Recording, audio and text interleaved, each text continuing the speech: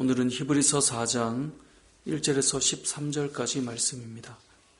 삶이 고단한 자들은 다 바라는 것 중에 하나가 쉼이라는 것일 겁니다.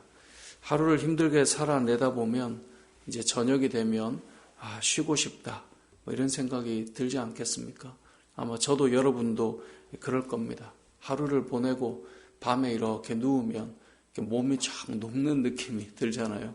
오늘 하루도 수고 많았어. 새벽부터 이렇게 여러분 함께 기도하고 하루를 시작하고 밤 11시, 12시 돼서 이렇게 눕다 보면 그 눕는 자체가 참 큰 위로가 되고 또 기쁨이 되고, 그래서 어찌 보면 우리가 하루를 살다 보면 이런 쉬고 싶다, 또 쉼을 바란다, 안식을 바란다 이런 마음이 들겠죠.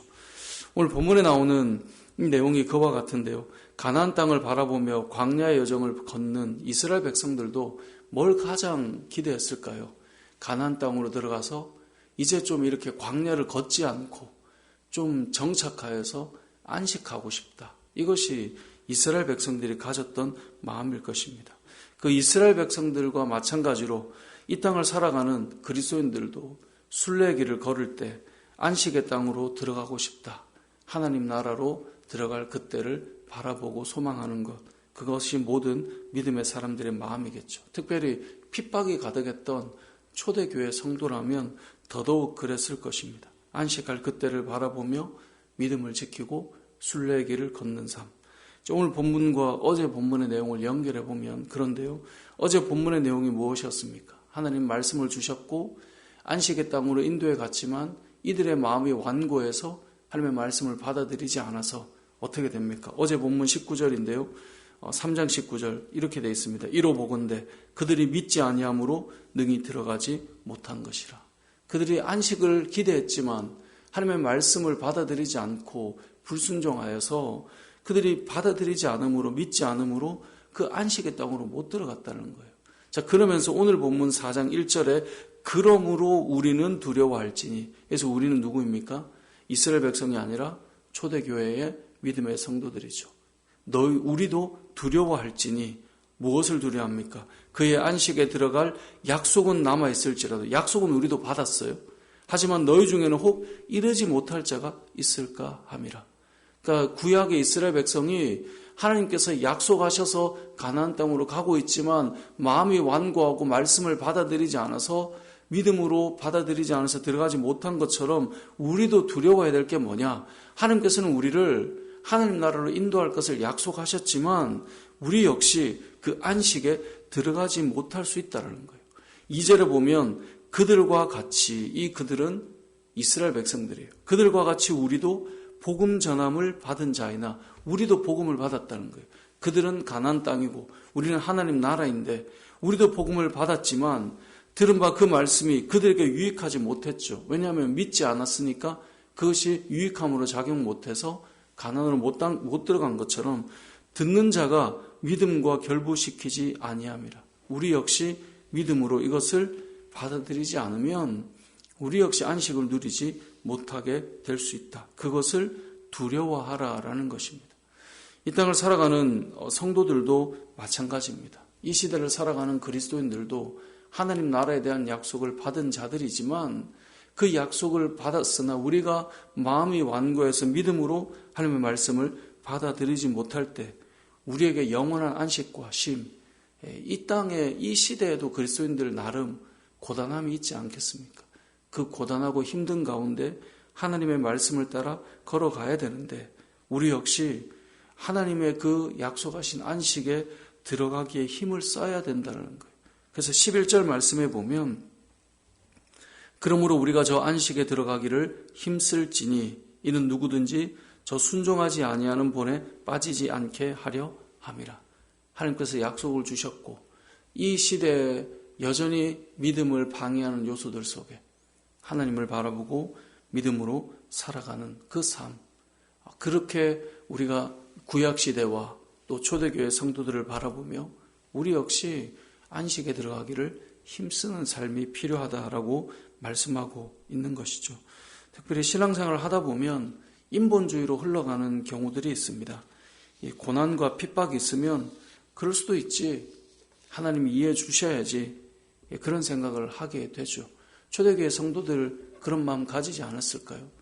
요즘처럼 교회 다니는 것 때문에 핍박을 요즘 안 받잖아요. 우리는 여러분이 새벽에 교회 온다고 막 누가 핍박하거나, 물론 각 가정마다 그런 경우가 있긴 하던데 그래도 지금은 자유롭죠.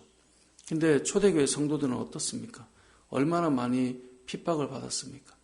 그러한 가운데 그런 생각을 할 수 있지 않겠습니까? 아니, 핍박도 심한데 교회 좀 못 나가고 믿음을 좀 놓친다고 해서 하나님이 이해해 주셔야 되는 거 아니야? 그게 이제 인본주의거든요. 하나님 말씀보다는 사람의 상황과 환경을 더 중요하다고 얘기하는 거죠. 그런데 세상도 그렇게만 생각하지는 않아요. 뭐 예를 들면 우리나라는 일제강점기를 지났잖아요. 얼마나 많은 사람들이 변절했습니까? 변절할 수밖에 없었던 이유는 일본의 강한 힘이었죠.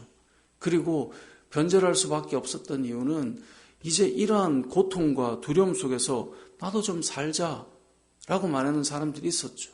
또 우리나라는 이 계층이 있었기 때문에 이러한 일제강점기를 통하여서 나도 좀 먹고 살자, 나도 좀 신분 좀 바꿔보자, 나도 좀 앞에 서서 너네처럼 떵떵거리며 좀 부를 축적해보자 라는 사람들을 생각할 때 우리가 저 사람들 얼마나 힘들었겠어, 저 사람들을 이해해줘야지 라고 우리는 역사적으로 평가하거나 해석하지 않죠.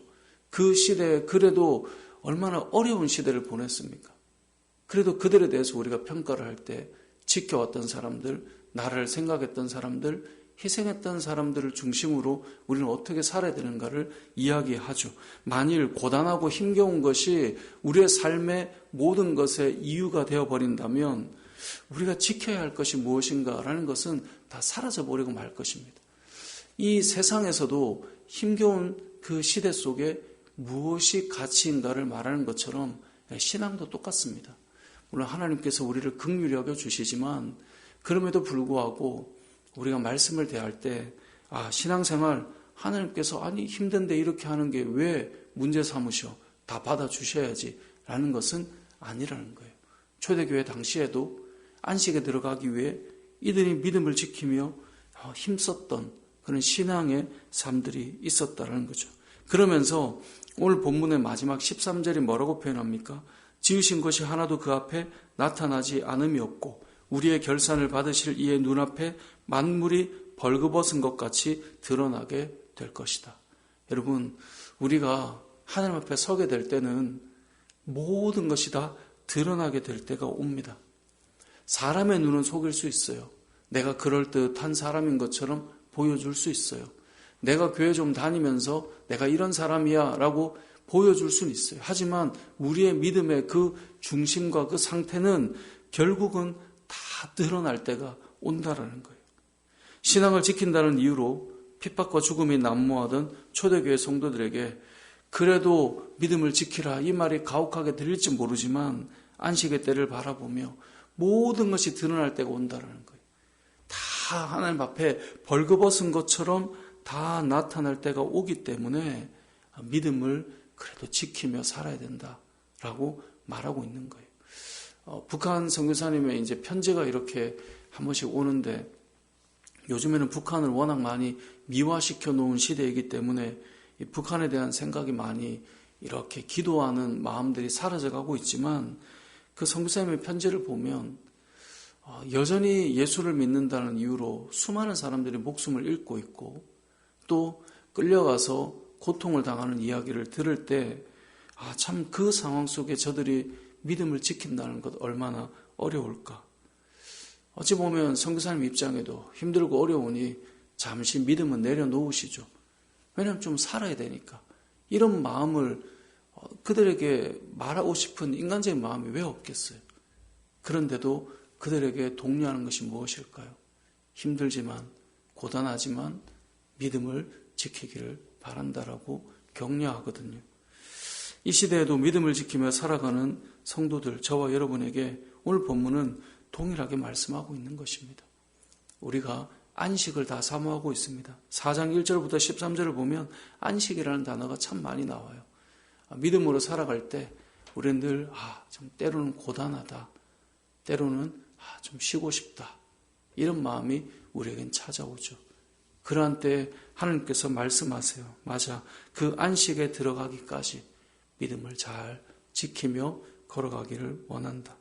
여러분들에게도 안식의 땅을 바라보며 가나안 여정을 했던 이 광야 여정을 했던 이스라엘 백성들처럼 또 안식의 땅을 바라보며 순례길을 잘 마치라고 초대교회 성도들에게 오늘 말씀이 주고 있는 것처럼 저와 여러분에게도 이 말씀이 우리에게 안식의 그 날을 바라보며 믿음을 잘 지키고 하나님의 말씀을 따라 살아가며 순종하는 저와 여러분의 삶이 되시길 주님의 이름으로 축복합니다.